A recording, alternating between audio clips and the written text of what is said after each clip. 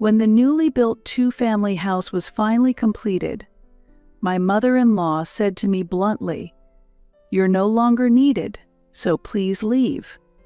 We actually didn't prepare a room for you." While I pretended to be surprised, my husband had already presented the divorce papers. "Look, the divorce papers." "Happy? I will get this house in the property division." He looked at me with satisfaction, and I maintained my composure while accepting the divorce papers with a smile. I'm finally free. Pretending not to know anything for so long was really exhausting. My husband was taken aback when he saw me answer in such a relaxed manner. "What?" I decided to reveal the truth to my oblivious husband. "My name is Dolores. I'm 32 years old and a company employee. Ever since getting married, we lived in a rented house, dreaming of one day having our own home. We were supposed to save together to build the house, but my husband, Stephen, was reluctant to invest his own money.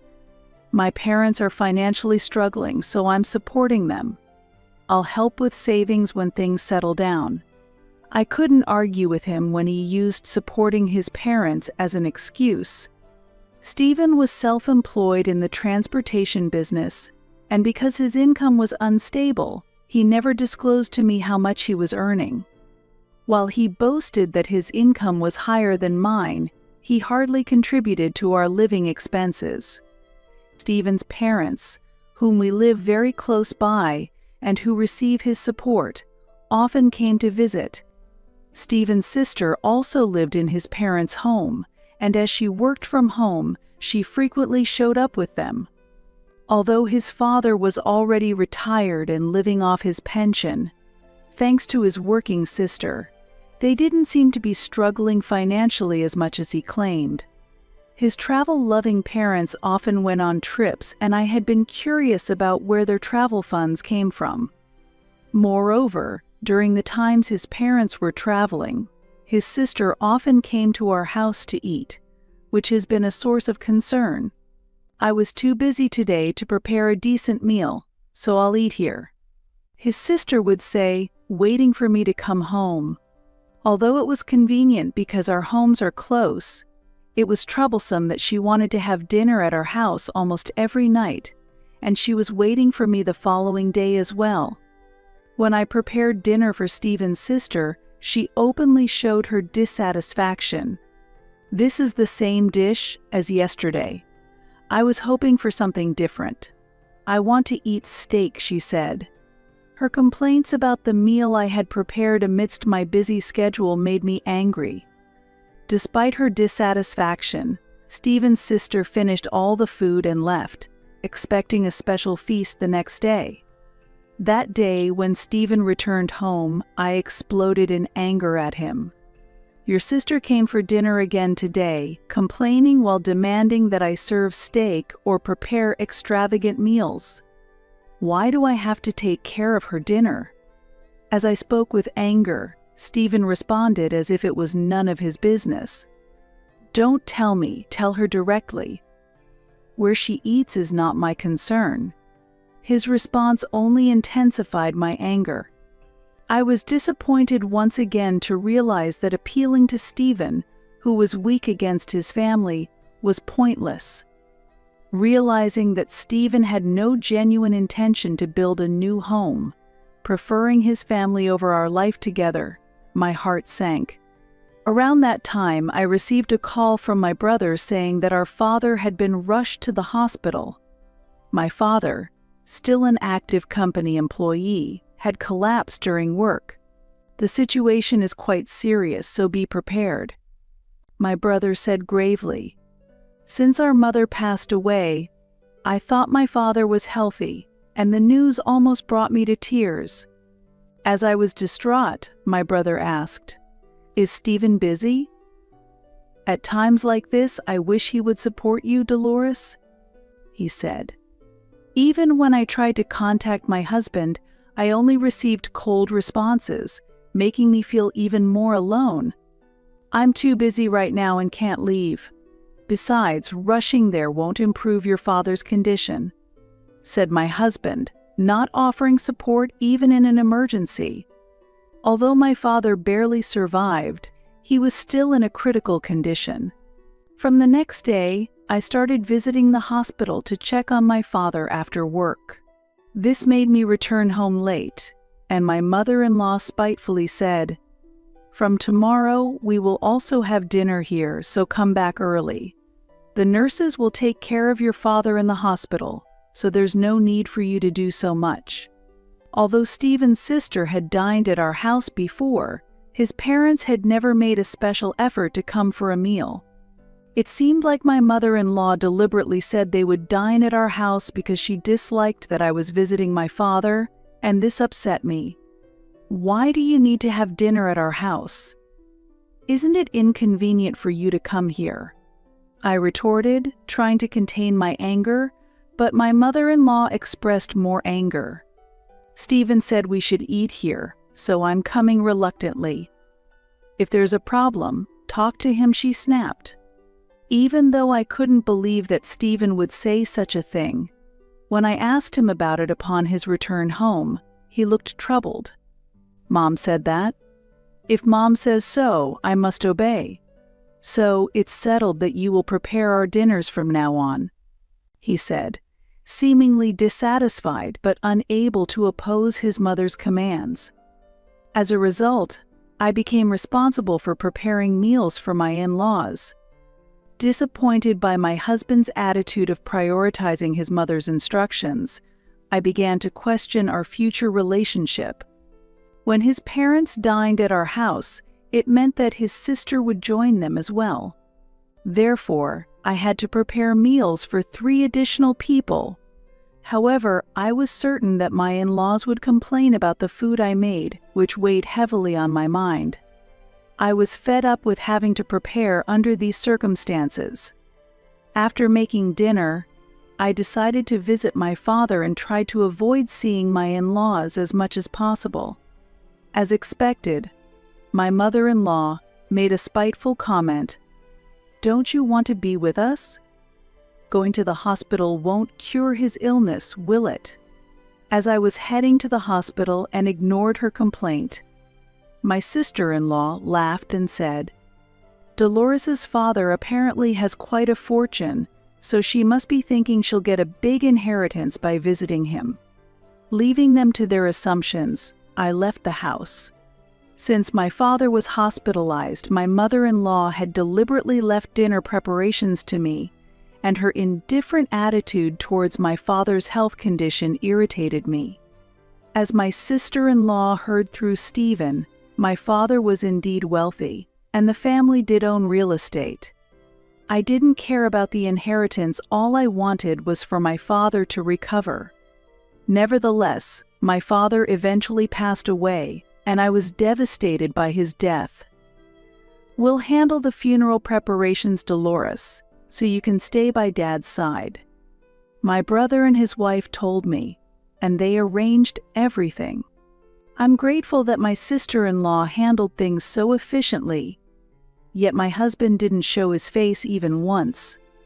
When I informed Stephen over the phone about my father's death, his reaction was unbelievable.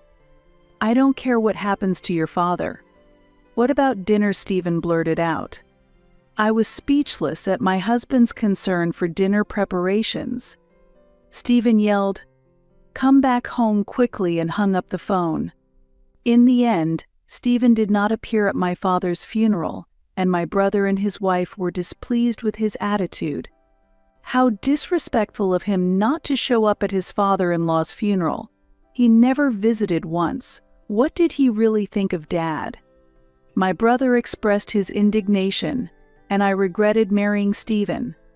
After the funeral, when I returned home, Stephen was inexplicably smiling. "Dolores, what did you inherit? I heard your father had a lot of real estate." He asked about my father's real estate without attending the funeral, and I glared at him angrily. "That's none of your business, is it? And why didn't you come to the funeral?" I demanded. "I hate funerals, they're such a hassle." but I'd like to know the details of the inheritance," he replied almost gleefully. I told him I inherited nothing, although I hadn't discussed it with my brother yet, and I didn't fully know the extent of my father's assets. Stephen doubted my words and continued to ask persistently about the inheritance. When I continued to ignore him, he couldn't stand it and apparently called my brother. Stephen called me, yelling to hurry up the inheritance division. "But is he really that desperate for money?" my brother said. Hearing this, I felt embarrassed and apologized for my husband's actions. "I'm sorry. Stephen is only thinking about the inheritance. Please don't worry about my share," I told my brother over the phone, feeling guilty as I heard his concerned voice. My brother seemed suspicious of Stephen's abnormal interest in the inheritance. My brother and I decided to exclude Stephen from the discussions about my father's real estate, and we calmly agreed on the inheritance distribution. Having lost trust in Stephen, my brother informed me of his future plans, and I agreed to follow his directions. When Stephen later learned that the inheritance had been finalized, he made a big fuss. "Dolores, what did you inherit? Don't hide anything. Tell me everything," Stephen yelled, and his mother overheard. "If you've inherited the house, share some with me too." "I'd prefer a new house if possible," his mother demanded. Similarly interested in my inheritance, Stephen's sister cheerfully stated her wish. "I'd prefer cash. I want to buy a nice and luxurious apartment with it." As my in-laws built up their convenient fantasies, I calmly presented the facts. In reality, all I inherited is a vacant lot. Indeed, I did inherit some cash, but why should I have to give it to you? Disappointed by the lack of a new house, Stephen's mother and his sister frowned upon being refused the cash. Upon learning about the land and cash inheritance, Stephen suddenly suggested cheerfully, "Let's build a new house on that land. A duplex would be great. Wouldn't it be wonderful for us all to live together?" Stephen's mother and sister were delighted with his suggestion, and I responded as my brother had instructed. "Understood. Let's build a duplex on the land I inherited," I readily agreed, and Stephen's mother and sister smiled in satisfaction, but his father seemed to realize something and asked, "Dolores, are you sure about this decision? You realize this means you'll be living with us?" His usually reserved father seemed surprisingly sharp this time. "Just be quiet. It was because of your low income that we couldn't build a house," Stephen's mother snapped, and his father fell silent as usual. Since the decision to build the duplex, Stephen started coming home late, saying he was busy and his parents stopped showing up at the house as often. Now, I painfully felt the spitefulness of Stephen's mother and sister, who had demanded dinner preparations during my father's hospitalization. When Stephen's mother and sister tried to decide the layout of the duplex on their own, I firmly refused. "I will decide since I am providing the land and funds. We'll go with a standard layout, so rest assured." I skillfully avoided a situation where Stephen's mother and sister would have created a strangely structured house by deciding on the layout themselves. I explained to the disgruntled in-laws that while we would share the entrance, the living areas would be separate, to which Stephen's mother sarcastically retorted, "I'd rather not live with you, Dolores. Dividing the living spaces is better for us." Apparently they were displeased that I was leading the layout planning. Hearing their words, I responded in a low voice, "Don't worry, we won't be living together." My quiet voice wasn't heard by my mother-in-law, but my sister-in-law seemed puzzled and asked me for confirmation. "Did you just say something? Like we won't be living together or don't worry?" When I quickly denied saying anything, my sister-in-law accepted it immediately. As the floor plan was finalized and the construction of the house began, My in-laws were almost daily visitors at the construction site, looking forward to its completion.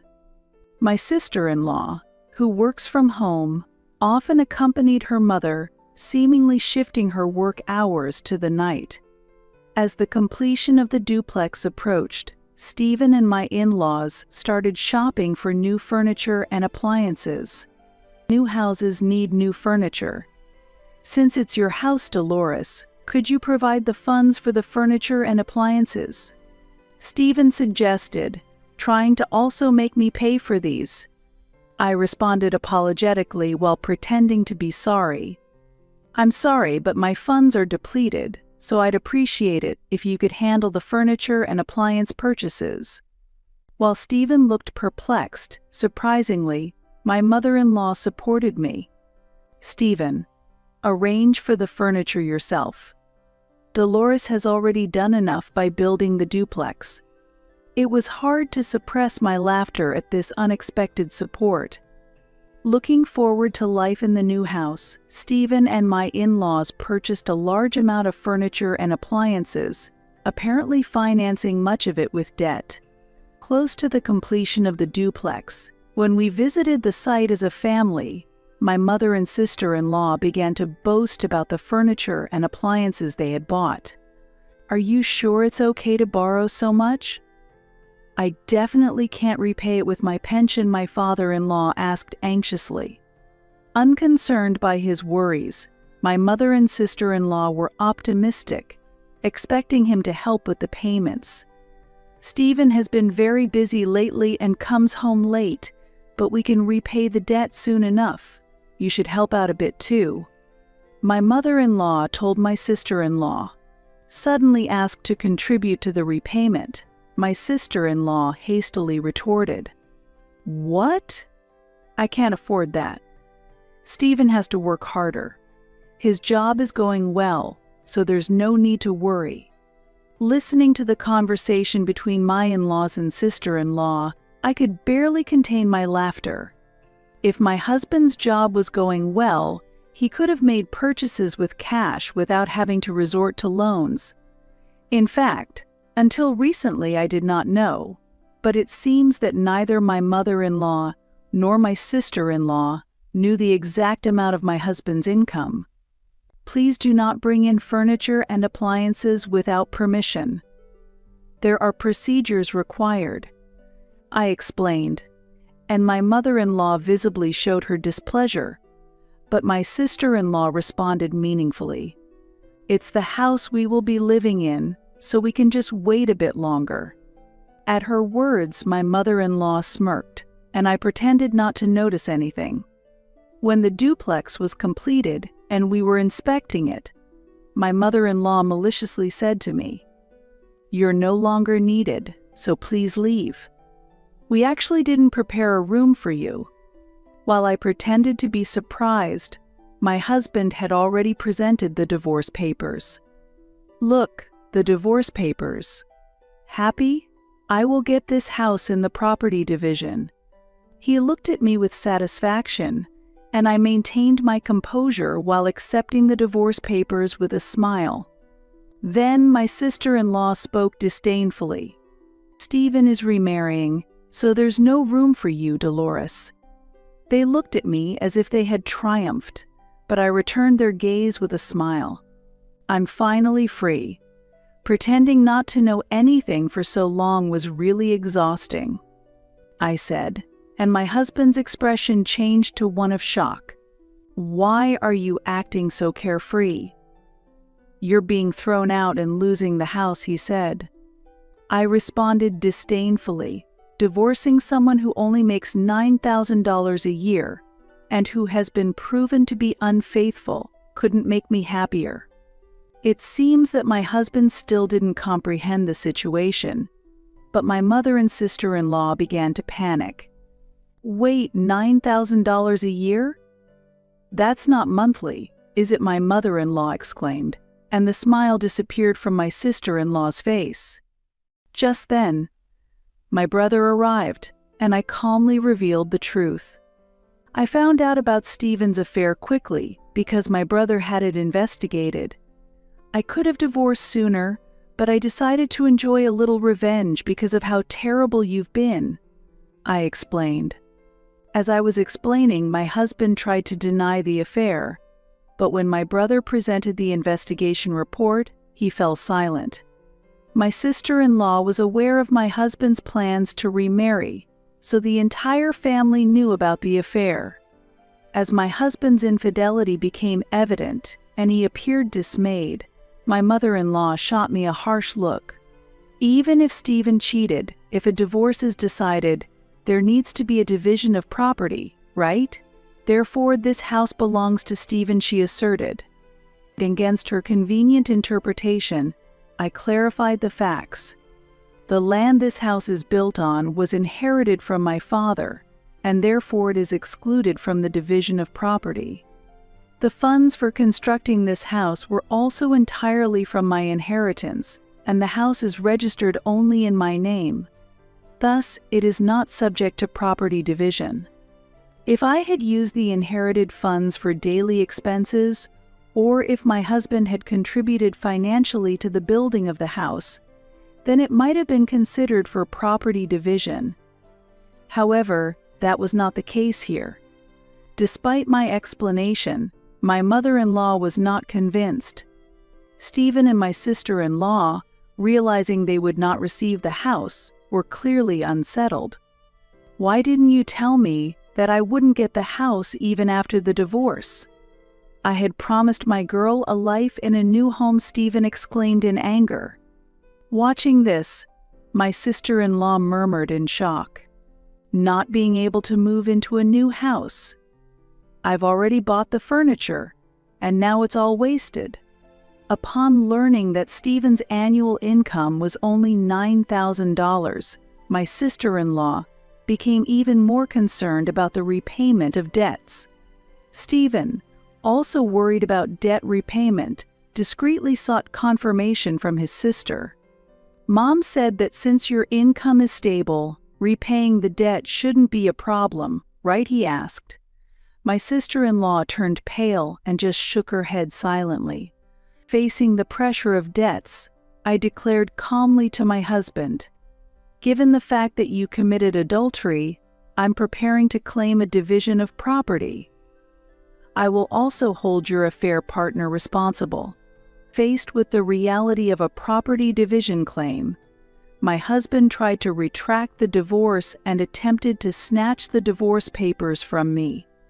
At that moment, my brother intervened, stopping my husband, and sternly stated, "It is shameful to talk about canceling the divorce after having an affair. We've already started the process for a claim for damages through a lawyer, so you better be prepared." Finally, understanding the seriousness of the situation, my husband collapsed, powerless. Meanwhile, rather than worrying about my husband's divorce, my mother and sister-in-law were preoccupied with their own debts and suddenly began to prostrate themselves before me. "Dolores, please help us. You're the only one we can rely on," my mother-in-law begged as she rubbed her head on the floor. I responded calmly, "We are now strangers to each other, and there is no chance of getting the loaned money back, is there?" When I responded, my mother and sister-in-law were at a loss for words. Everything had gone according to plan, so as my brother and I were about to leave, my usually reticent father-in-law suddenly spoke up. "I'm getting a divorce as well. I've always followed your mother's commands, but I can't stand it anymore," he said angrily and left the new house.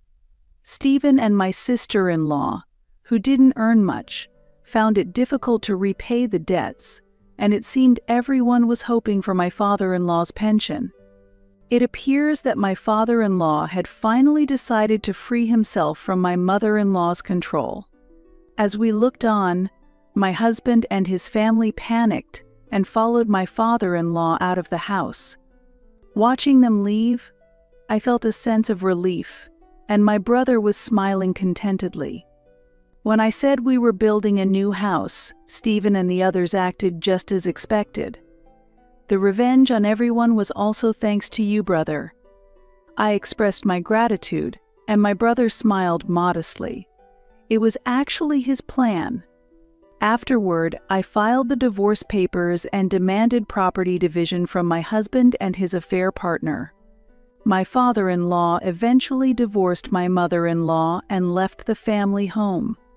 My ex-husband ended up moving back in. After I left the house I used to live in, my ex-husband was unable to pay for living expenses or rent and had to return to his mother's house. At the in-laws' house, they were just managing with my ex-husband and sister-in-law's meager incomes and my ex-mother-in-law's pension, barely making ends meet and unable to afford debt repayments. My ex-husband was burdened with monthly payments, his debts kept increasing, and he was even abandoned by his affair partner. The affair partner, due to financial instability, gave up on marrying my ex-husband, and my ex-mother-in-law had sought support for living expenses and debt repayment, making my ex-husband's situation even tougher. It's natural to dislike living with such a noisy mother and sister-in-law. From the start, I planned to rent out the duplex, and I had already arranged with a real estate agency, with tenants already lined up. I decided to utilize the precious land and funds inherited from my father, starting a new life in a one-room apartment, but with rental income from the duplex. I was living a stable life. Sometimes when I visit my brother and his wife, they ask about the possibility of me remarrying. Since I've failed once, I'm not thinking about marriage for a while. I don't want to go through that trouble again. I responded, and while my brother understood, his wife optimistically suggested, "Don't worry. Next time I'll find someone wonderful for you. Your Father in heaven would be worried to see you alone," she proposed brightly. Moved by her words, I find myself looking forward to a wonderful introduction. Knowing my brother's wife to be a trustworthy person, I'm sure she will make a good choice. While I showed a reserved attitude on the outside, deep down, I was excited about whom I might meet next.